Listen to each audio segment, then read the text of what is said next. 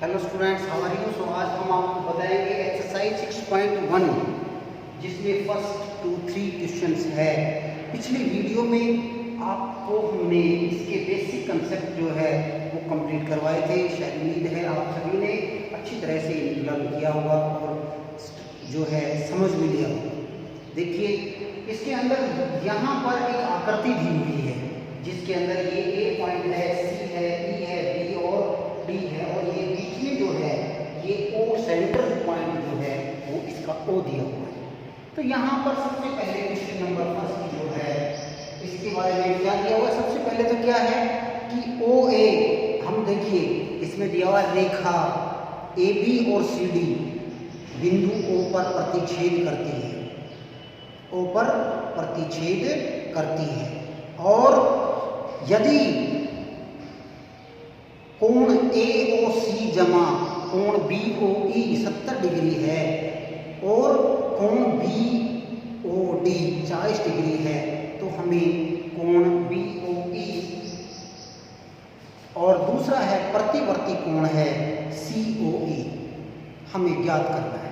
ये इसके बारे में बताया गया है। तो यहाँ पर देखिए एक तो OA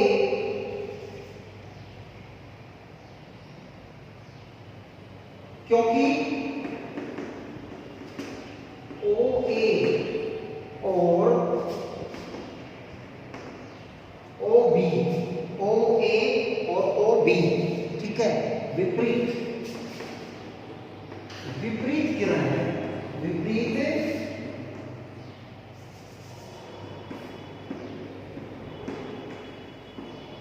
किरणें हैं। और यदि विपरीत किरणें हैं तो यहाँ पर AOB सरल रेखा होगी, सरल रेखा है। ये आपको क्लियर हो गया, सरल रेखा होगी। अब यहाँ पर क्या है, OC जो है वो AB पर स्थित है, ठीक है। तो यहाँ पर एंगल AOC, AO और C और दूसरा है COB और एंगल COB जो है वो हमारा 180 डिग्री होगा। क्यों? क्योंकि ये रेखिक युग्म बनेगा। क्या बनेगा? रेखिक युग्म बनेगा, ये कोण और ये कोण, ठीक है।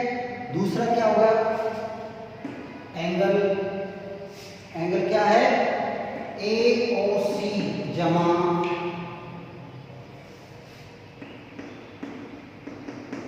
COE और इसके बाद एंगल BOE ये है 180 डिग्री। AOC और दूसरा है COE, CO और E ये, ठीक है।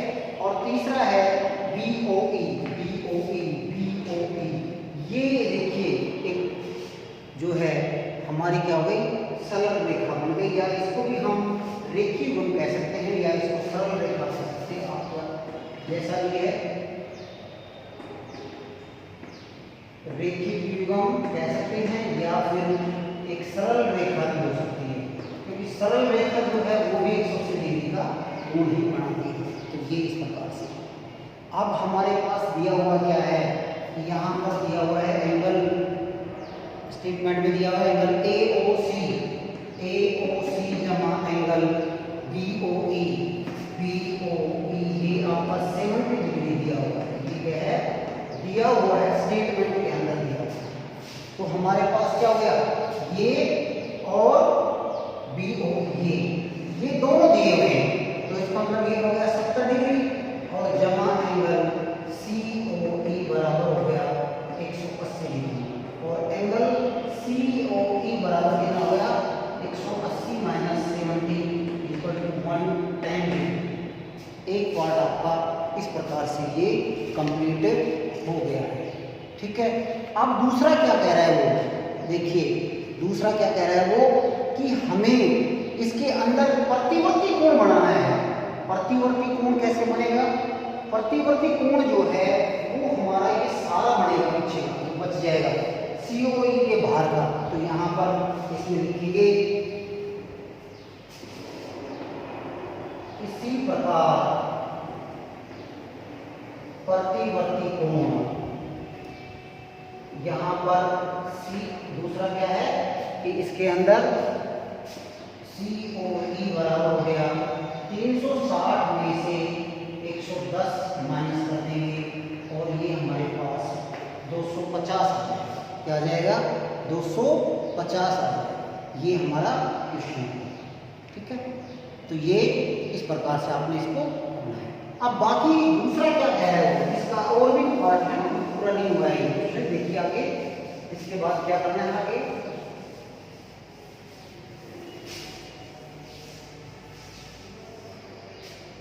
आगे इसके अंदर दिया हुआ है कि देखिए इसी प्रकार जो है OC और OD विपरीत किरणें है, विपरीत किरणें हैं, इसलिए एंगल क्या होगा? COE जमा एंगल EOD बराबर हो गया 180 डिग्री और ये भी रेखिक युग्म बनता है। क्या बनता है? रेखिक युग्म बनता है। इस प्रकार से जो है। अब दूसरा क्या है, बाकी जो पार्ट बच गया COE ये बच गया, हो गया, और EOD O और D, ये और ये दोनों एंगल है वो रेखिक युग्म बन गए। अब हमारे पास क्या करना है, बाकी क्या हो गया कि इसी प्रकार हमारे पास क्या है कि एंगल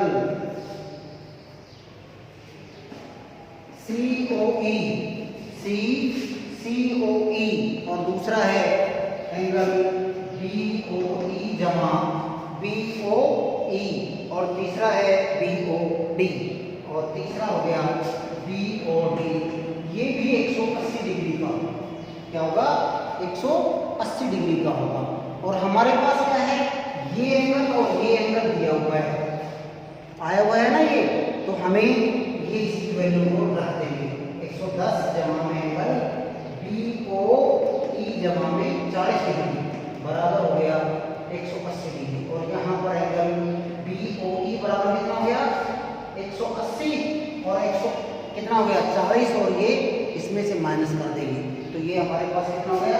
150 डिग्री और ये हमारा हो गया 30 डिग्री। तो ये इस प्रकार से ये क्वेश्चन कंप्लीट हो जाता है। ये दो एंगल दिए हुए हैं, ये दोनों एंगल दिए हुए हैं, एक तो हमने पीछे निकाला हुआ है और एक एंगल इसमें दिया हुआ है। तो इस प्रकार से क्वेश्चन फर्स्ट जो है वो आपका कंप्लीट होता है। देखिए अब इसके बाद नेक्स्ट देखिए क्वेश्चन सेकंड के अंदर देखिए इस प्रकार से इसके अंदर दिया हुआ है ये, और यहाँ पर एक लाइन इस प्रकार से डली हुई है। इस प्रकार से ये राइट एंगल दिया हुआ है, 90 डिग्री का कोण दिया हुआ है और यहाँ पर ये A दिया हुआ है, ये B दिया हुआ है और यहाँ पर ये C दिया हुआ है और ये जो है यहाँ ये X और दूसरा पार्ट है ये Y दिया हुआ है, यहाँ ये P और ये जो है M और यहाँ इसका ये N दिया हुआ है और ये D दिया हुआ है। ये इस प्रकार देख लीजिए, ये O पॉइंट पे O है, ये O दिया हुआ है। ठीक है, ये इस प्रकार से दिया हुआ है। इसके अंदर क्या है, x y और m n O पर प्रतिच्छेद करती है, m और n और x y O पर प्रतिच्छेद करती है। ये O पॉइंट दिया हुआ है, यहाँ पर ये O पर प्रतिच्छेद करती है, O पर दिया हुआ है। आगे क्या करें वो कि एंगल POY, क्वेश्चन सेकंड कि एंगल POY है वो हमारा इसमें कितना दिया हुआ है, 90 डिग्री दिया हुआ है, ये दिया हुआ है। ठीक है, और उसके बाद में यहाँ पर दिया हुआ है A/P बराबर है 2/3 दिया हुआ है, ये भी इसके अंदर दिया हुआ है और C एंगल हमें निकालना है। तो यहाँ पर लिखेंगे कि ये दोनों, ये और ये, इन दोनों का जोड़ 90 डिग्री होगा। पूरक कोण बनते हैं, ये पूरक कोण बनते हैं। तो यहाँ पर लिखेंगे एंगल XOM जमा एंगल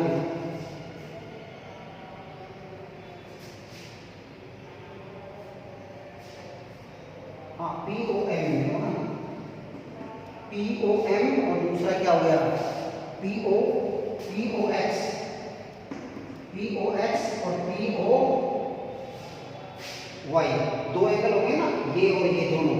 तो ये हमारे कितने हो गए, ये दोनों हमारे बराबर बराबर में 90 डिग्री के एंगल समकोण है। देखिए ये यहाँ पर इसमें समकोण डला हुआ है, तो ये पार्ट और ये पार्ट दिया हुआ है 90 डिग्री, तो इसका ये पार्ट भी जो है वो 90 डिग्री ही दिया जाएगा। तो ये दिया हुआ है।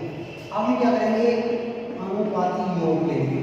अनुपाती योग, ये हमारे पास क्या हो गया 2 + 3 = 5, ठीक है। और हमारे पास ए हमें निकालना है, तो ए हमारे पास क्या है 2 और 2/5 हो गया, कितना है 5। तो टोटल कितना है ये 90 डिग्री। 5 से इसको डिवाइड कर देंगे तो कितना हो गया 18 36 डिग्री हो गया। और इसी प्रकार से बी निकालेंगे तो 3/5 और ये 90 और ये हो गया 18 और ये हो गया 18 × 3 = 24। ये आपका इसमें, ये तो आपका आ गया, इसके एंगल आ गए, ठीक है। लेकिन अभी कंप्लीट नहीं हुआ है, हमें सी एंगल फाइंड आउट करना है। तो अब आगे क्या करना है, देखिए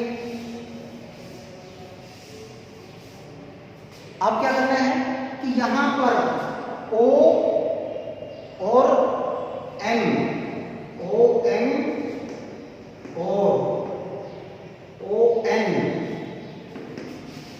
विपरीत किरण है, विपरीत किरण है। OM और ON विपरीत किरण है, तो इसका मतलब है ये एक सरल रेखा होगी, MN एक रेखा होगी। यदि विपरीत है तो ये रेखा होगी। तो इसलिए क्या करेंगे, एंगल MOX जमा एंगल XON, ये हमारे पास कितना हो जाएगा 180 डिग्री, ठीक है।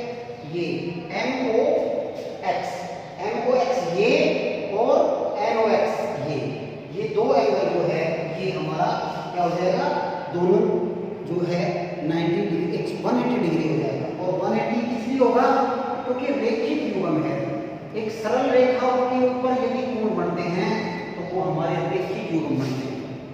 और हमारे पास क्या हो गया B जमा C, ये कितना दिया हुआ है 180 डिग्री। और दूसरा क्या हो गया, यहाँ पर दिया हुआ है तो C जमा 54 बराबर हमारे पास कितना है 180 डिग्री। और यहाँ पर C कितना हो गया 180/54 बराबर है 126 डिग्री। क्या आ जाएगा 126 डिग्री आ जाएगा। और यहाँ से पिछले B जो है वो आपका 54 डिग्री इसके अंदर आया नहीं था, आया था ना पिछले, उसके अंदर जो हमने इससे पहले जो आपको क्वेश्चन करवाया था उसके अंदर आया हुआ था। तो इस प्रकार से ये आपका क्वेश्चन कंप्लीट होता है, ठीक है। अब इसके बाद में इसका थर्ड पार्ट होते हैं, देखिए क्वेश्चन थर्ड भी है।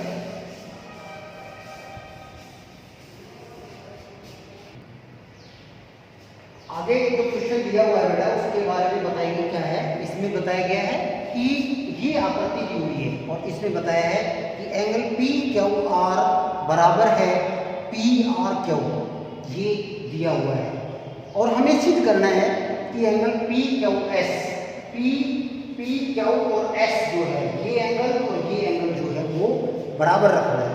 तो हम क्या करेंगे, सबसे पहले इसमें देखेंगे क्योंकि QS और QR QS और QR जो है वो विपरीत किरण है, अपोजिट है। देखिए ये यहाँ इस तरीके से है और ये इस प्रकार से, तो ये एक रेखा हुई SR एक रेखा हो जाएगी। और जो इसके ऊपर स्थित है PQ इसके ऊपर स्थित है, इसलिए क्या होगा, देखिए ये तो रेखा और ये इसके बाद, तो यहाँ पर ये दोनों एंगल के बन गए रेखीय युग्म बन गए। तो रेखीय युग्म आपको पता है कि इनका योग जो है वो 180 डिग्री होता है, इसलिए यहाँ पर इन दोनों का योग 180 डिग्री है। ये समीकरण 1 लेंगे। ठीक इसी प्रकार से अब हम सेम प्रोसीजर इसका रखेंगे यहाँ पर कि ये एक अपोजिट रेखा हो गई, पी आर जो है वो इसकी जो है एक रेखा हो जाएगी। तो यहाँ पर क्यू और टी जो है वो एक रेखा हो गई। इसी प्रकार से जो है यहाँ क्यू आर स्थित होगी और यहाँ P R Q, P R और क्यू ये एंगल और दूसरा पी आर टी ये एंगल, ये दोनों एंगल जो है वो 180 डिग्री के होंगे रेखीय व्यंग की वजह से। इस कारण से दोनों का जोड़ जो है वो 180 डिग्री होगा। अब हम क्या करेंगे, इन दोनों को तुलना करेंगे, दोनों का वेरिफिकेशन करेंगे। तो इसका मतलब है ये भी 180 डिग्री है और ये भी 180 डिग्री है। इसका मतलब है ये और ये दोनों बराबर हो गए, ये दोनों पार्ट बराबर आ गए हमारे पास। और दोनों पार्ट यदि बराबर हो गए तो देखिए P Q S, P Q और एस ये ठीक है, और दूसरा है P R Q, P Q और आर ये। तो ये हमारे पास क्या बन गया, P Q R, P Q R बन गया। ठीक है, और इसी प्रकार जो है पी आर क्यू हो जाएगा। तो ये इसका जो हो गया। अब हमारे पास क्या है, इनको घटाना है। कौन सी समीकरण के अंदर, थर्ड को और फोर्थ को, फोर्थ समीकरण को आपस में हम घटा देंगे। तो घटाने पर क्या होगा, समीकरण फोर्थ में थर्ड घटाने पर, जब इसमें से घटाएंगे तो हमारे पास एंगल पी क्यू एस जो है वो बराबर किसकी हो जाएगी, एंगल पी और हमारे पास क्या था P R T, P R T. यही हमें सिद्ध करना है। और इस प्रकार से ये क्वेश्चन आपके कंप्लीट होते हैं। Thank you, have nice day.